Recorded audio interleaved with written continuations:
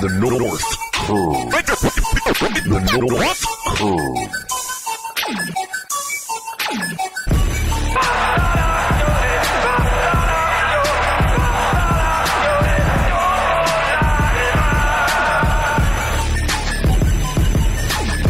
Bella palla di Verticagno.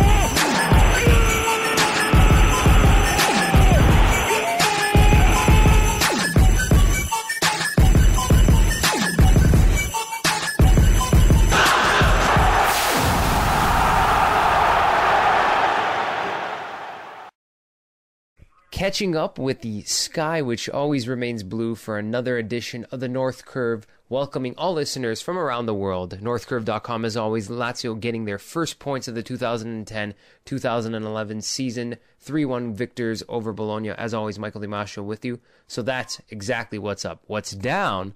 Well, there were some surprise results, I guess you could say, in the least. No big deals, I guess. This week there was a thrashing on the island of Sardinia, you might want to note. Notable mention of 5-1 to a pack of baby wolves whose name is too hard for me to pronounce as a fan, and we'll have to give them a nickname to make it easier. Cagliari 5, La Merda 1. And the irony, of course, being Daniele Conti, Merda supporter, has in hand 2 of the 5 goals on Saturday before he was taken out by the assassin, also known as Berdiso. Like true garbage, that's all the time I have for that, him and his squad. Matthew Macher makes his debut today on the North Curve, the man who will be blogging throughout this year, barring any strike of the Serie A. Speriamo di no. In this season, we might mention that as well. Matteo, welcome to the North Curve, and give us a brief intro on your world of love for the first team of Rome. Thank you, Michael. It's a privilege to be a part of your blog, the North Curve, and it's been something of a dream of mine to be able to commentate or to give my opinion on La Lazio, the prima squadra della capitale, if you will. My love for this team started in 1999 when I was a ripe 13 years of age. I think it was the spirit of the team, the colors that really drew me to them. Plus, at the time, it was a heavily Latino-Italian side, so I really felt a connection to that, and that's what drew me to Lazio, and that's why I know that we are the only team in Rome and one of the greatest teams in Serie A. Nobody's arguing that, and what Matthew failed to mention is his desire or die-hard love for Lazio, which stretches outside the 4 walls of possibly his home, his room, or even on the pitch when he fools around with his friends. The first time meeting Matthew occurred at the local Toronto FC MLS game with everyone decked out in the red of TFC. It's pretty hard not to spot somebody in a sky blue jersey with these letters emblazed on the back, DICANIO. None other than Signore Paolo Di Canio. True friendship at first sight, might I say, for me and you. Of course. Considering Paolo Di Canio and the way he's impacted or had an impact on Lazio, I don't see why not.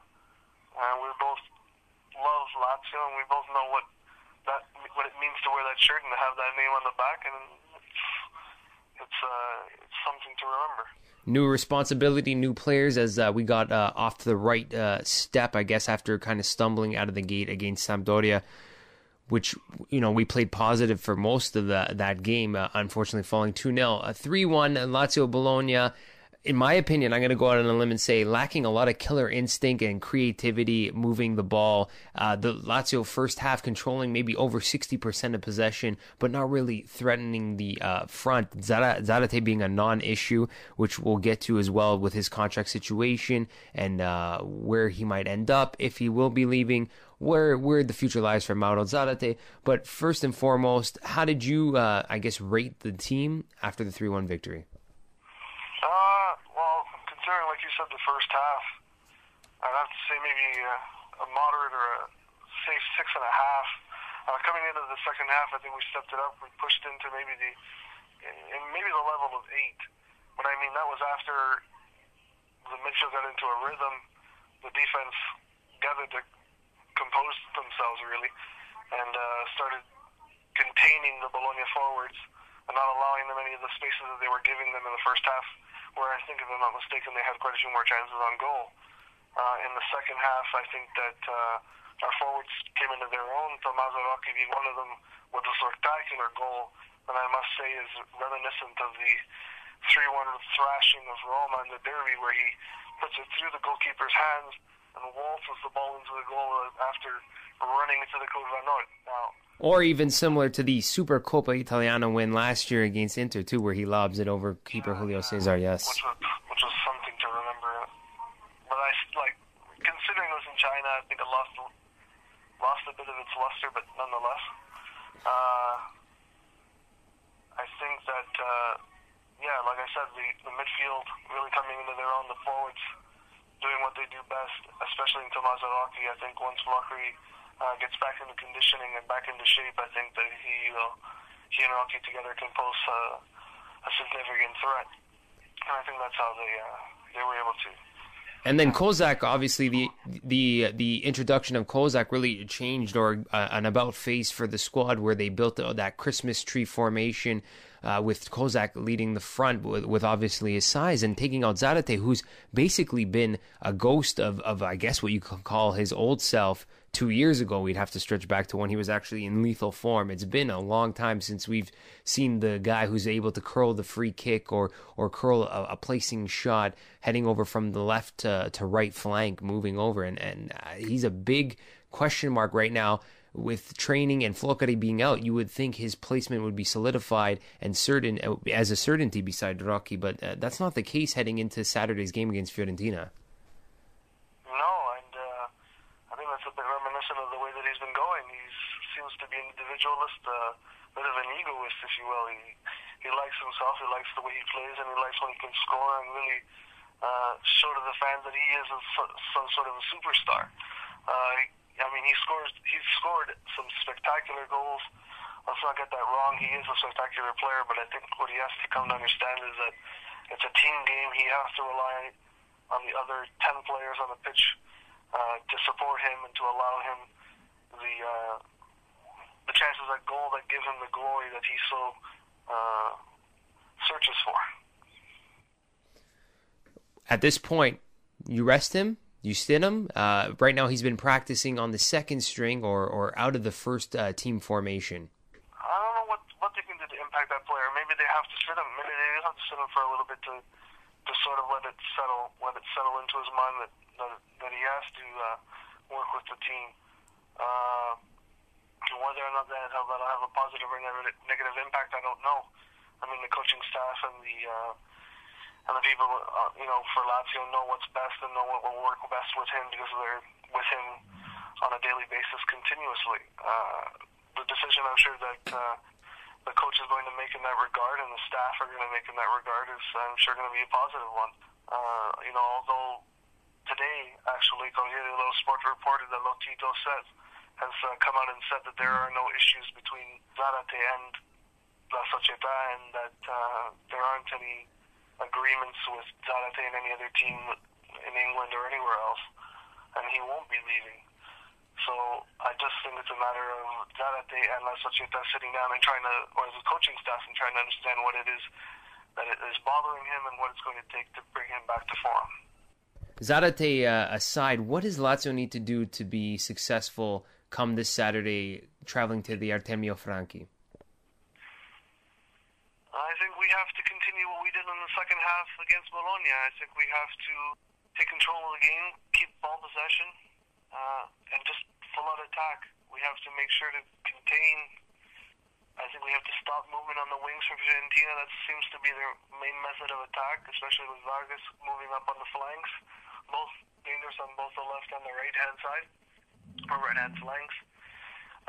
They have to stop Montolivo, not allow him any space, any time on the ball. And I think if you put Diakite perhaps on Gilardino, I think with the height advantage, he should eliminate any threat that Gilardino poses. Again, with the lack of Jovetic having been injured and seemingly out for quite a bit of the season, I think that if Lazio plays their cards correctly, they can defeat them. I definitely think it's a good matchup in the sense that we really get to see where we link up or match up against teams that we would, I guess, call our equal.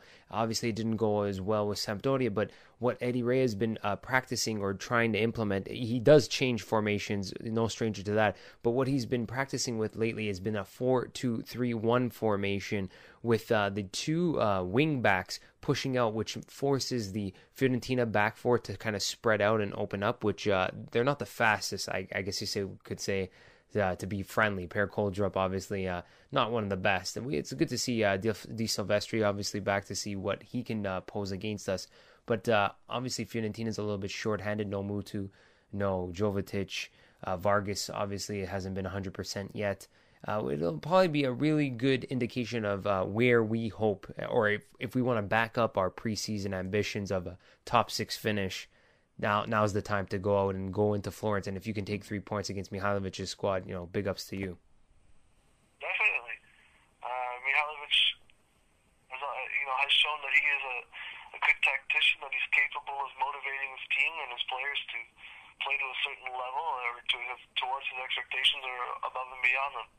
But I think that with Eddie Ray, I think that he really has an understanding of our team. I think that he can motivate the players, and he has a better understanding of them. I think they have a trust in him and in his approach towards the way that he feels that they should be playing. And I think, like I said, if they do what I outlined, or they do some of the things that I outlined, that we should really be taking away 3 points in that game. As to how we should gauge ourselves after this game, I mean, you can put a little bit of weight on it. Then again, it is the third game of the season. Some of the teams are struggling. Champions League got its start today, which is going to have an impact on Milan, Roma, Inter, and then tomorrow with the beginning of the Europa League, we're going to see how that takes into effect with the other remaining teams involved. I really have to step out on the line and say this is a very delicate moment for the boys in blue, because not only do we have Fiorentina, but then knocking on Tuesday afternoon as well, we have AC Milan, of course, who are probably a little bit more well-oiled machine right now with the amount of games they've been playing in such a short space of time. So you don't want to go and drop 6 points here to two teams that obviously are a good indication or a good test to see how well we are performing and how well maybe we can hope to dream to see how far Lazio goes. So I don't want to put too much weight on it, but I do think this is a very delicate moment and it needs to be taken very seriously. And you know what? 6 points, not so hard. Why not? Why not?